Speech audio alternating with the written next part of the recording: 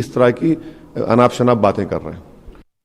مولانا خالد رشید فرنگی محلی نے پشکر سنگھ دھامی پر تنقید کرتے ہوئے کہا ہے کہ انتخابات کے وقت ہی ایسے مدعے اٹھائے جاتے ہیں، عوام بھی اس بات سے بخوبی واقف ہے۔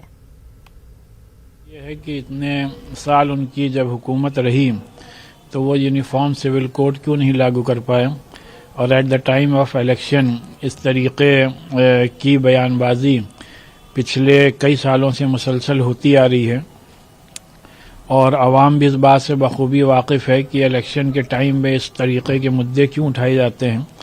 اور جہاں تک یونیفارم سول کوڈ کا تعلق ہے تو یونیفارم سول کوڈ در حقیقت اپنی multi religious multi cultural society میں امپلیمنٹ ہی نہیں کیا جا سکتا، کیونکہ اگر آپ ہمارے ہندو بھائیوں میں دیکھ لیجئے تو الگ الگ کاسٹ ہیں، الگ الگ لوگوں کی عقیدتیں اور مانیتا ہیں۔ اسی طریقے سے سکھزم میں بھی، کرسچینٹی میں بھی، مسلمانوں میں بھی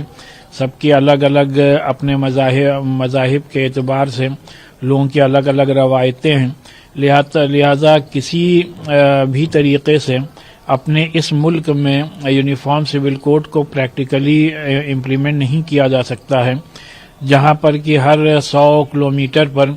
آپ اگر دیکھ لیں تو ٹریڈیشن بھی اور کلچر بھی اور لیونگ سٹائل بھی تبدیل ہو جاتے ہیں۔ لہذا اپنے ملک کی جو خوبصورتی ہے وہ یہی ہے کہ جس طریقے سے